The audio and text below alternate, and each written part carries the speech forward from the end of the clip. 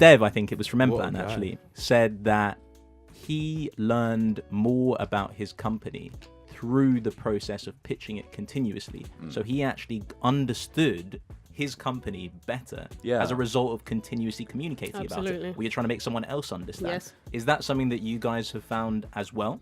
Yes.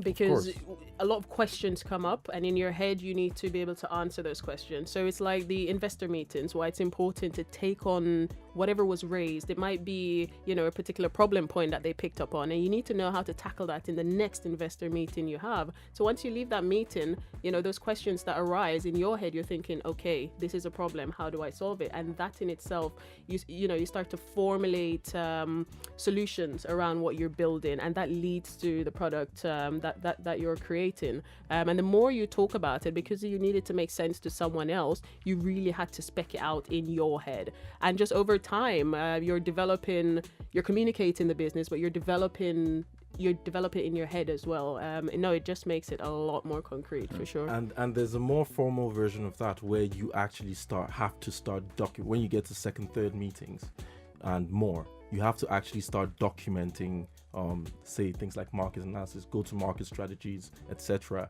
to allow investors to do due diligence on you. So an investor will come to you and say, I need to know this. They'll ask you detailed questions, and you go back and you create detailed answers. You go and actually do market analysis, customer analysis, and many different things about, you know, your company that will answer some questions for investors.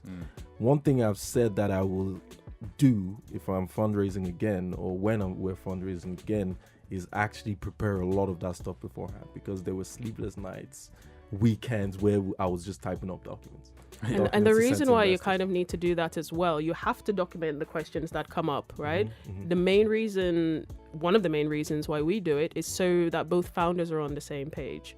So our story needs to be aligned. And if I walk into an investor meeting and a question comes up that, you know, we haven't prepared for, you know, we go away and we add that to the spreadsheet and we say, this is the answer. This is the answer that we've agreed to.